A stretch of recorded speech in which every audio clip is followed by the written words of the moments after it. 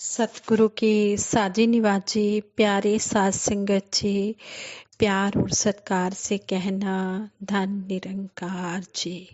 साध संगत जी, आज दासी सतगुरु माता जी निरंकार दातार निरंकारी राजपिता जी के आशीर्वाद से आप जी के चरणों में कुछ प्रश्न उत्तर लेकर आई है। आप जी ये प्रवान करें, अगर कोई गलती हो जाए तो क्षमा करें। किसी बहन ने क्वेश्चन किया कि संपूर्ण अवतार वाणी के एक शब्द में 5 तत्व, 6 रस और 3 गुणों का जिक्र किया गया है। 5 तत्व हैं मिट्टी, अग्नि, जल, वायु व आकाश, और 3 गुण हैं सत, रज व तम। सतोगुण, रजोगुण, तमोगुण। कृपया बताएं कि 6 रस कौन से हैं। फिर आंसर दिया गया, साहित्य में रस 9 श्रृंगार, हास्य, करुण, रौद्र, वीर, भयानक, वीभत्स, अद्भुत व शांत माने गए हैं। ये रस काव्य कला के विभिन्न गुणों के आधार पर निर्मित हैं। इन 9 रसों में 2 रस वात्सल्य व भक्ति भी जोड़े गए हैं। इस प्रकार अब यह संख्या 11 हो गई है। संपूर्ण अवतार वाणी में यह संख्या 6 है। ऐसा लगता है कि यह रसों का सार गर्भित रूप होगा।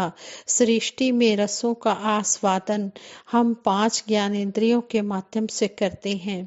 आँखों से हम दर्शन लाभ का रस लेते हैं, कानों से हम सुनने के रस का आनंद लेते हैं, जीभ से हम खाद्य पदार्थों को चखने का रस लेते हैं, त्वचा से स्पर्श का रस आता है, नाक से हम सूंघ कर सुगंधि का आनंद लेते हैं। ये सब इंद्रिय जनित रस हैं और विशेषतः साहित्य के 10 रस इन्हीं में आ जाते हैं। छठा रस है भक्ति रस अर्थात आनंद। आनंद ब्रह्म ज्ञान और सतगुरु की कृपा का प्रसाद है। सतगुरु बाबा हरदेव सिंह जी महाराज के शब्दों में bliss is the real happiness beyond senses. आनंद ही सच्चा सुख है, इंद्रियों की सीमा से परे। फिर आगे एक महात्मा ने क्वेश्चन किया कि सतगुरु से क्या मांगना चाहिए।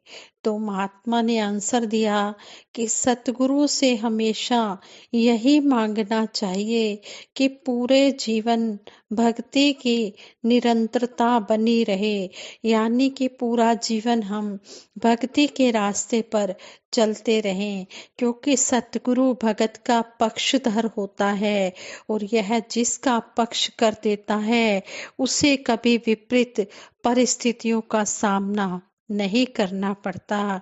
यदि कभी किसी कारणवश ऐसी परिस्थितियां उत्पन्न भी हो जाएं, तो सतगुरु भगत को उसी प्रकार बचा लेता है जैसे महाभारत के युद्ध में सभी पांडवों को बचाया था।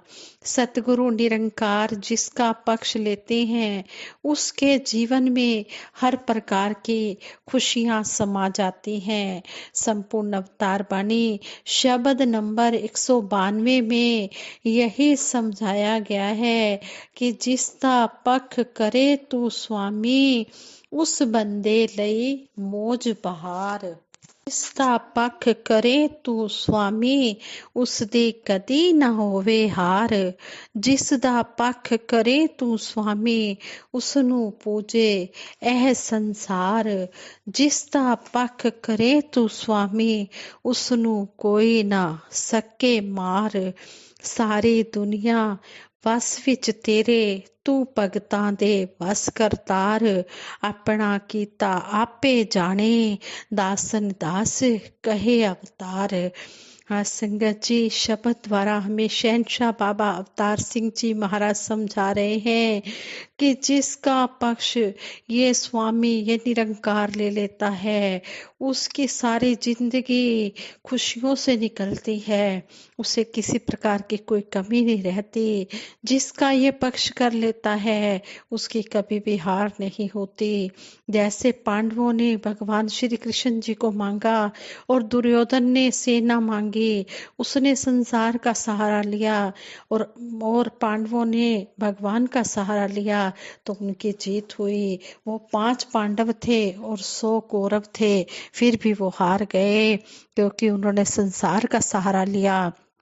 जो सतगुरु निरंकार का सहारा लेते हैं वो हर परिस्थिति में सफल हो जाते हैं।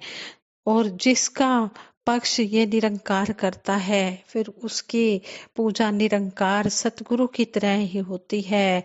उसको सारा संसार पूजता है, उसे महात्मा महापुरुष कहकर महाराज कहकर संबोधित करता है। और जिसका पक्ष ये निरंकार लेता है उसका बेड़ा पार हो जाता है, उसके सारे काम संवार देता है, उसको ये नाम रूपी दात बख्श देता है। वो जहाँ भी महापुरुष जाता है उसकी हर जगह सतगुरु की तरह पूजा होती है। और कहते हैं कि उसको कोई भी मार नहीं सकता। ये मारन रखन हाथ है इससे और किसी की ताकत नहीं। मारना भी इसने, बचाना भी इसने, सब कुछ इसके हाथ में है। जितना मालिक ने जितने श्वास बख्शे हैं, ये भगत सतगुरु की भक्ति करते करते उतने श्वास इसके चरणों में रहकर पूर्ण कर जाता है। और सारी दुनिया इसके सतगुरु निरंकार के वश में है, लेकिन भक्तों ने इसको अपने वश में किया हुआ है। जो काम कहीं से जो काम किसी का पूर्ण नहीं होता, जब संत महात्मा उसे आशीर्वाद दे देते हैं, अगर उसकी किस्मत में नहीं भी होता फिर भी इस निरंकार को काम पूर्ण करना पड़ता है। अपने भगत का वचन मानना पड़ता है, अपने भगत के वचन की लाज रखनी पड़ती है, क्योंकि भगत ने अपने निरंकार को सतगुरु को वश में किया हुआ है।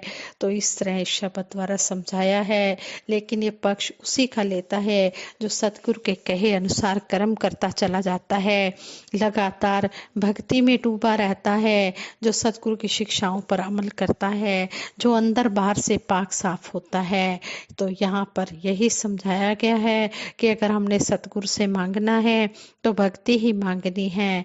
भक्ति दे दो सभी को बख्शनिहार माता जी, हम सब बैठे हैं झोलियां पसार माता जी।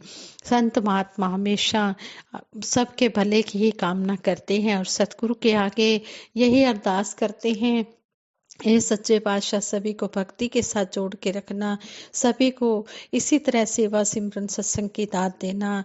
और जो निष्काम निरक्षित भाव से भक्ति भाव में डूबे रहते हैं, इसी का सहारा लेते हैं, फिर वो कोई भी परिस्थिति आ जाए, चाहे सुख हो चाहे दुख हो, वो कभी डुलायमान नहीं होते। सुख का समय भी संतों महात्माओं का बहुत अच्छी प्रकार से निकल जाता है, बीत जाता है, और दुख का समय भी इसकी कृपा से अच्छा बीत जाता है। ये दुख सहने की भी शक्ति देता है और सुख भी भोगने की शक्ति देता है। सुख दुख सब इसके हाथ में है। कहते हैं कि जन्म मरण लाभ हानि यश अपयश सब इसके हाथ में है। जब भगत इसके ऊपर पूरी तरह से समर्पित हो जाता है तो फिर वो हर परिस्थिति में एक रस में ही रहता है, वो इसके ऊपर ही अपने आप को समर्पित करके रखता है। फिर ऐसे भगत की लाज ये सतगुरु अवश्य करता है। तो यहाँ पर जो क्वेश्चन किया गया है सतगुरु से क्या मांगना चाहिए, उसका आंसर भी बहुत सुंदर संतों महात्माओं ने दिया है कि हमारे मन में हमेशा भक्ति की चाहत बनी रहे। भक्ति लोकी अजे ना समझे रब नू पाना भगती है, छड़ के सारे वहम भुलेखे गुरु री जाना भक्ति है। शहनशाह जी ने इस शब्द द्वारा भी समझा दिया है कि भक्ति क्या है, इस परम पिता परमात्मा को पाना ही भक्ति है। जब इसको पा लिया जाता है, ब्रह्म ज्ञान को, इस निरंकार को देख लिया जाता है, तभी भक्ति की शुरुआत होती है। फिर सारे वहम भुलेखे सतगुरु दूर कर देता है, फिर किसी वहमों भरमों में नहीं डालता, फिर इस एक निरंकार के दर्शन करा के इसके साथ जोड़ देता है और फिर यही बताता है कि हमने इसी की पूजा करनी है, इसी की भक्ति करनी है। गुरु दिखावे गुरु मिनावे, गुरु ही प्यार सिखांदा है, बिन गुरु भक्ति मूल ना होवे, जो करता पछतांदा है। गुरु की कृपा के बिना भक्ति हो ही नहीं सकती। गुरु ही दिखाता है, गुरु ही प्यार करना सिखाता है। बिना गुरु के कभी भी इस परमपिता परमात्मा की पहचान नहीं हो सकती। आज वक़्त के सतगुरु माता सुदीक्षा जी महाराज सारे ही संसार के लिए आए हुए हैं और सभी को आवाज दे रहे हैं, इस परमपिता परमात्मा को पालो। जिन्होंने पा लिया है मुबारकबाद है उनको, और जिन्होंने अभी तक नहीं पाया है उनके भी चरणों में यही अरदास है कि वो भी वक्त के सतगुरु की शरण में आए और इस परम पिता परमात्मा को जानकर अपना लोक सुखी परलोक सुहेला करें और इस भक्ति के साथ जुड़ें। ये नामदान अपने जीवन में ग्रहण करें जिसके लिए मानव चोला मिला है। मानुष जन्म आखिरी पौड़ी, तिलक आते वारी गई, कहे अवतार 84 वाली, गाल कमाई सारी गई। शहनशाह जी शब्द द्वारा भी समझा रहे हैं कि हे मानव, तुझे 84 लाख योनियों के बाद ये मानव चोला मिला है, मनुष्य जन्म मिला है। इस जन्म में आकर अगर इस परमपिता परमात्मा को नहीं जाना तो फिर 84 का फंदा तेरे लिए तैयार है। इसलिए तू समय रहते इस परमपिता परमात्मा को जान ले। तू जाग जा, इस तरफ भक्ति की तरफ जाग जा और अपना लोक सुखी परलोक सुहेला कर ले और खुद भी प्रेरित होकर फिर दूसरों को भी प्रेरणा दे और सारे जगत को इस परमपिता परमात्मा से जोड़ने का कार्य कर। ये मनुष्य जन्म 84 लाख योनियों के बाद मिला है, इसकी कदर कर ले। आगे एक बहन ने क्वेश्चन किया है, प्रायः देखा जाता है कि जो विनम्र और दयालु हैं, सबसे समानता के आधार पर सत्कार भरा व्यवहार करने वाले हैं, उनके साथ भी धोखा हो जाता है, जबकि झूठ प्रेम का इस्तेमाल करने वाले सुख से रह रहे हैं। ऐसा क्यों है? यदि हमारे जीवन में भक्तों वाले गुण हो ही नहीं तो फिर सत्संग करने का लाभ क्या है? तो आगे आंसर दिया गया है, झूठ फरेब करने वाले सुखी रह रहे हैं, इसका अर्थ यह नहीं है कि सीधे सरल सज्जन व्यक्ति भी झूठ फरेब पर उतर आए। बुरे कर्मों व अच्छे कर्मों का परिणाम भी तुरंत नहीं मिलता, उसी समय नहीं मिलता, परिणाम मिलने में समय लगता है। आज जो छल कपट करके भी सुखी जीवन बीत रहे हैं, वे अपने बुरे कर्मों के बीज बोने में लगे हैं। बीज पेड़ बनने में समय तो लेता ही है। बुरे कर्मों के बीज जब अंकुरित होकर पेड़ बनेंगे तब पता चलेगा कि झूठ प्रेम करना कितना बुरा है। सतगुरु बाबा हरदेव सिंह जी महाराज ने एक बार अपने प्रवचनों में समझाया था कि जिस प्रकार एक बीज अंकुरित होने में समय लेता है, इसी प्रकार हमारे कर्म भी परिणाम देने में समय लेते हैं। बुराई का फल बुराई के रूप में तुरंत नहीं मिलता। देखकर बुरे कर्म करना शुरू नहीं कर देना चाहिए।